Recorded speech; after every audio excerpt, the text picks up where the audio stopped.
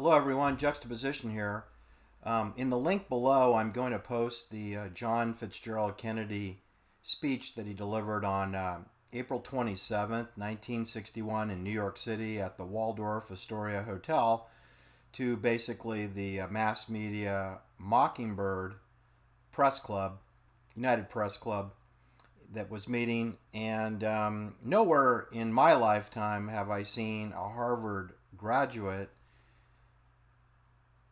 speaking down to authority, speaking directly to the bankers, speaking directly to the bankers without mentioning their names, speaking directly to Allen Dulles of the CIA, speaking directly to the clandestine services through the media, which he shamed. He really did. It's, if you read between the lines, he warmed up the crowd, he got them to laugh, and invited them in to listen, and then he trash talked them for the next 5 minutes.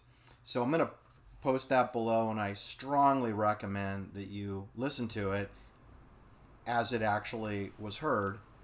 It's written beautifully, and it was delivered eloquently by JFK on April 27, 1961, and it really is a touchstone. After that speech, we had the so-called Bay of Pigs invasion, which was a CIA staged hoax event. There were very few casualties in that event. At no time was the United States of America in danger. At no time was the city of Miami in danger. At no time did anyone in Cuba feel threatened. They already were completely surrounded by the United States Navy and the United States Marines, which dominate the entire country out of Guantanamo Bay, 45 miles by 45 miles square, and encircle the island on a 24/7 basis, running their maneuvers, circling the island like sharks circle prey. So, don't think that it was because Allen Dulles was sacked or fired by JFK. The way that came down, people, is they had 3 different investigations. John Kennedy definitely wanted to move Allen Dulles out of the meeting room. He didn't want to see him anymore. And so he asked for his resignation after the silly investigation reports were delivered, which I doubt anybody actually read them. And Allen Dulles just took his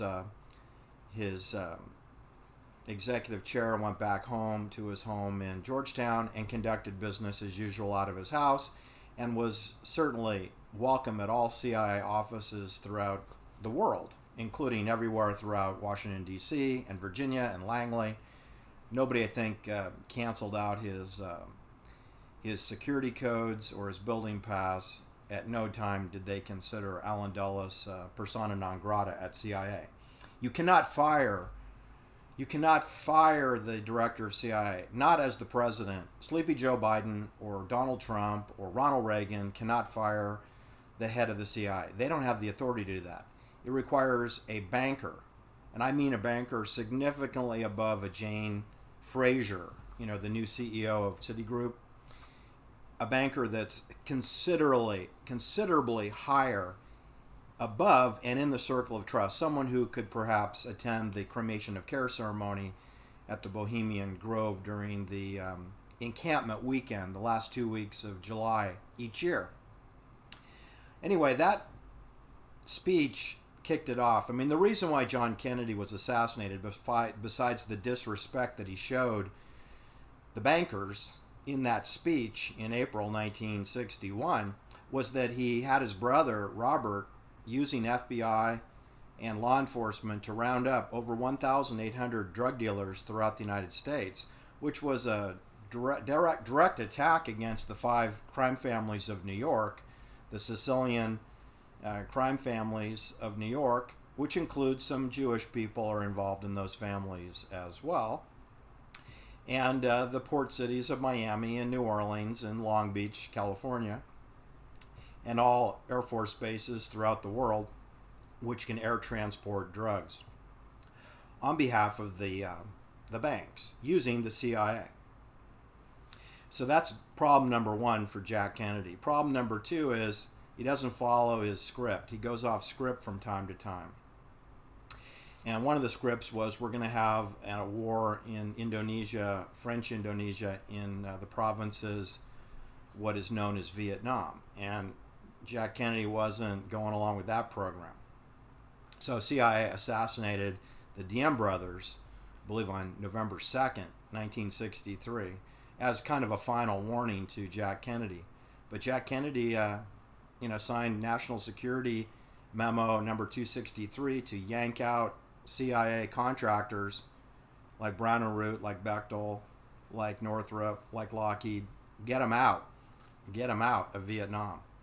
I think that might have been the last straw. It was rounding up the drug dealers and resisting the movement forward toward the Vietnam War.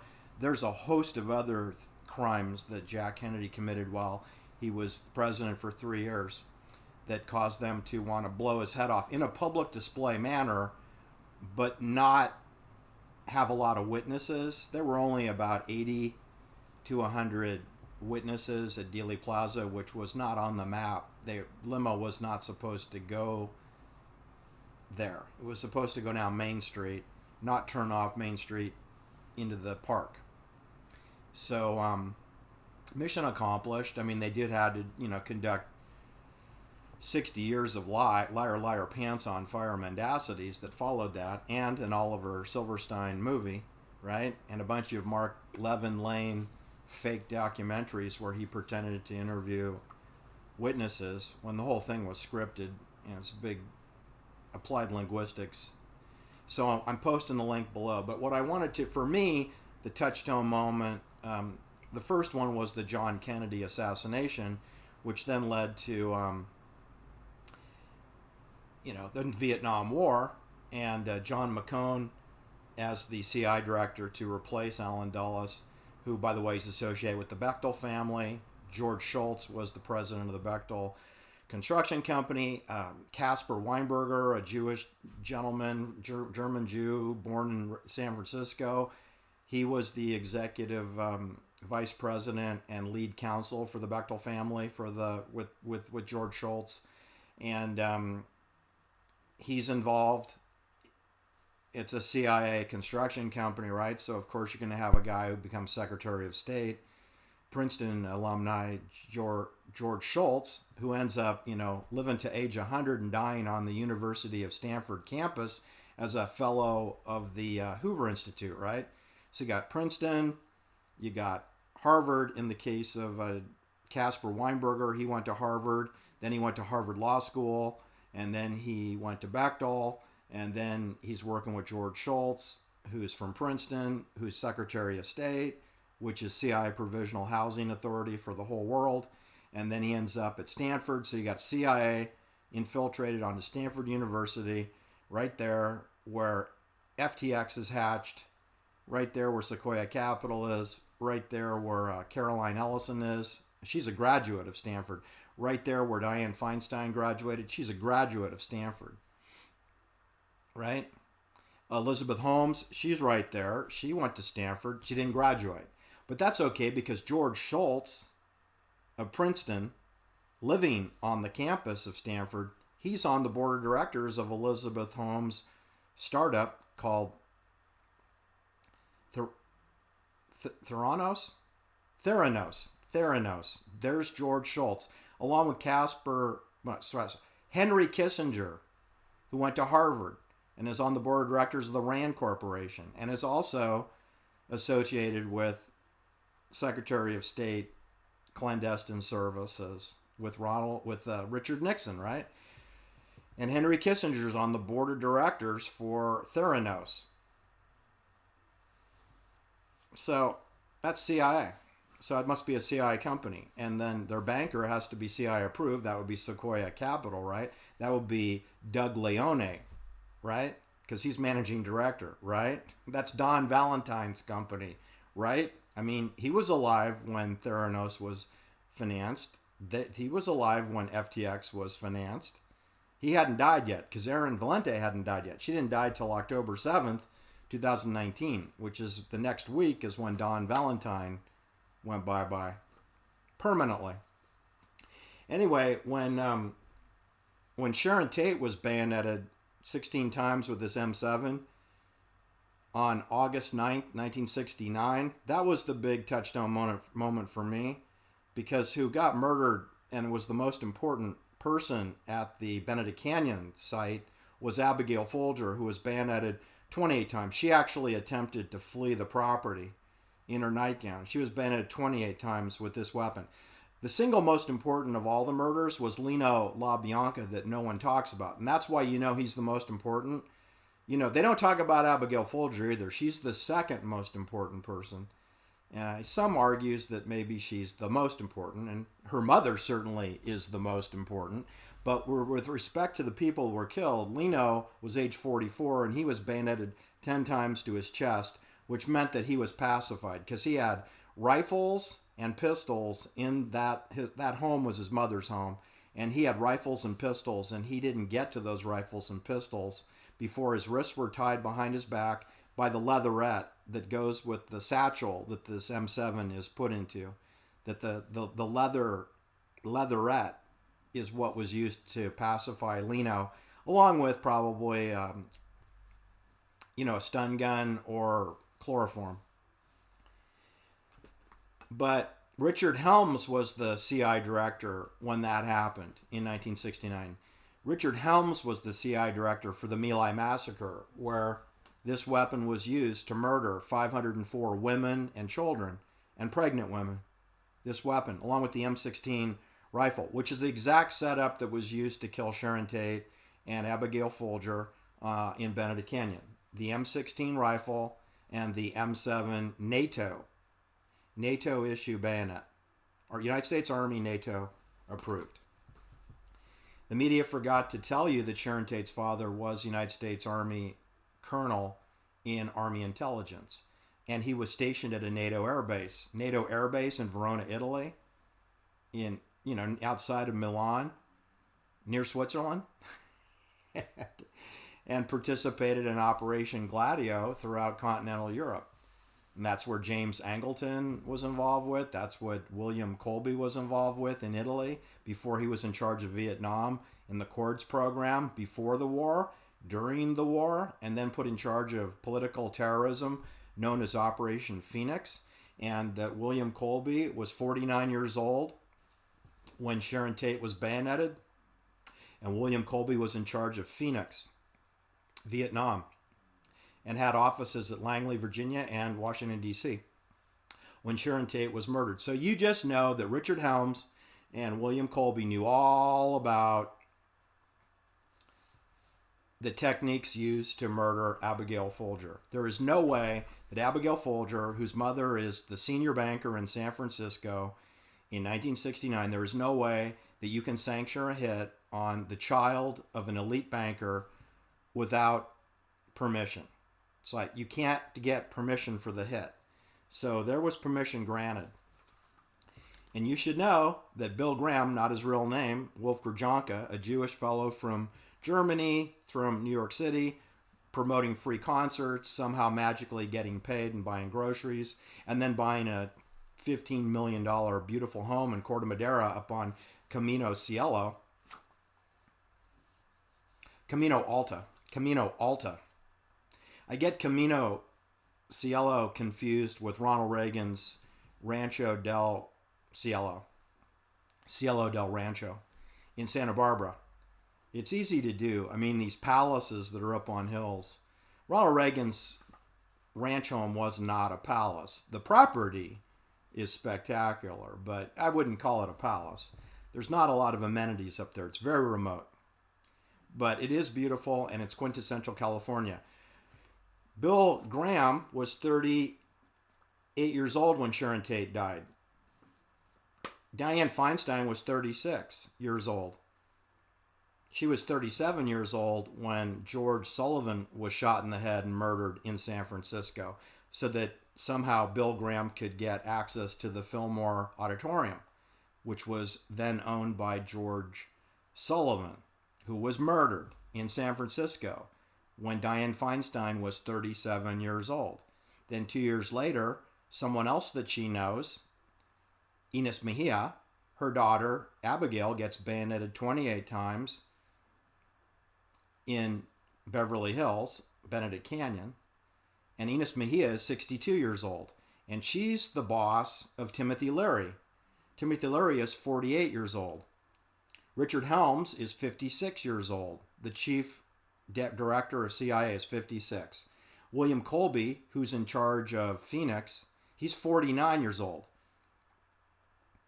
George Shultz, who's the president of the Bechtel Construction Company, he's 48 years old. Caspar Weinberger, who is the chief counsel for the Bechtel family, executive vice president of the Bechtel Corporation, he is approximately 53 years old. No, he's 51. Caspar Cap Weinberger is 51 years old. George Shultz, who's the CEO, president, is 48 years old. Bill Graham is 38 years old. He's 10 years younger. Sharon Tate is 26 years old. Abigail Folger is 25 years old. Lino LaBianca, who's a drug dealer for CIA, money launderer, and has Danny DiCarlo, age 25, who's in charge of the Straight Satan's motorcycle group in Venice Beach, reports to him, along with George Dorgan, who is engaged to be married to Rosemary LaBianca's daughter, Susan. See? So you have, it's a friends and family program. Abigail Folger's mother is a CI banker. Abigail Folger is a banker. Sharon Tate's father is Army intelligence. Sharon Tate is a social engineer for Hollywood, television, and movie star. Lena LaBianca is a private banker for drug sales in Los Angeles. His wife's daughter is engaged to an officer of Straight Satan's. Danny DiCarlo is the treasurer. Of course, the treasurer handles the money. So, of course, he's going to handle the banking with Lino. Lino has resigned. Lino has told his brother-in-law, Peter DeSantis, spelled exactly the same as Ron DeSantis. He has told Peter DeSantis, who, by the way, is the managing director of the Knights of Columbus for the western region of the Northern Hemisphere, all the way from Honolulu to British Columbia to Montana down to Phoenix, Arizona, out through Los Angeles. Peter DeSantis is a managing director for the Knights of Columbus, and he's told in June 1969 that Lino's going to go into the horse business full time. No more money laundering for him, and he's moving to San Diego, to Vista, San Diego County. So he's leaving.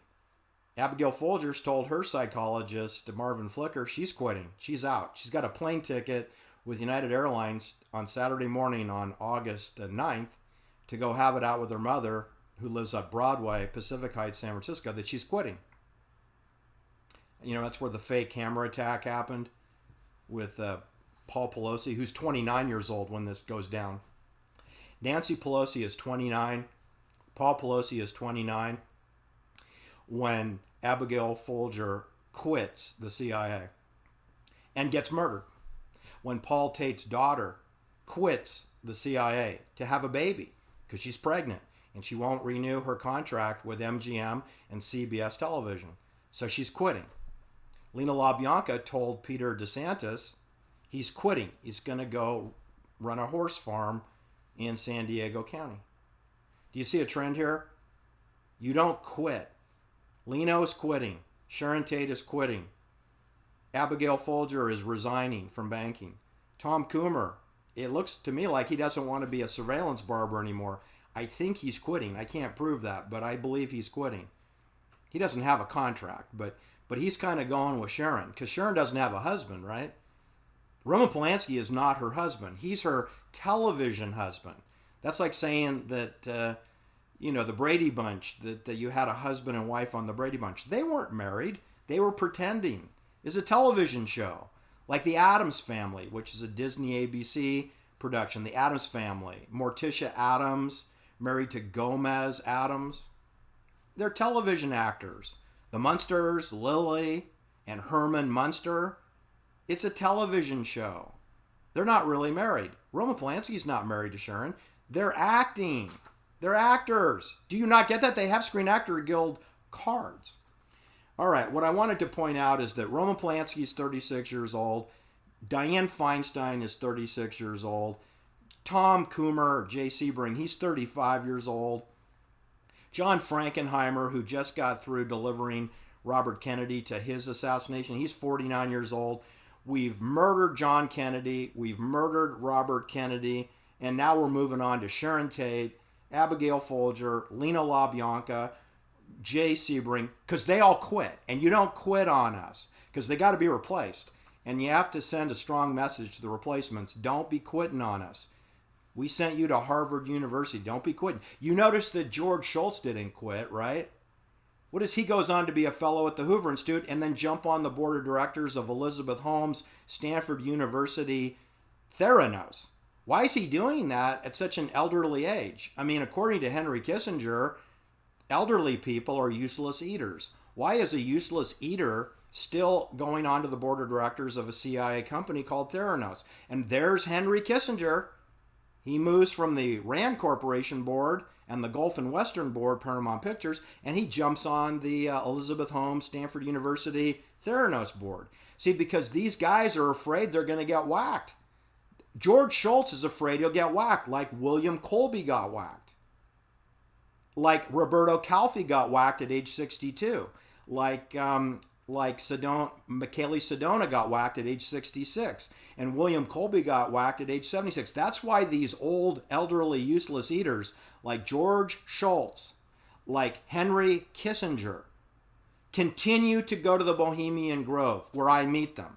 And they continue to get on board of directors of CIA-funded companies because they're ordered to do so. And Ron DeSantis knows better than anyone. He hasn't even been born yet. He doesn't get born until 1978. Gavin Newsom's 1 year old, 1.5 years old.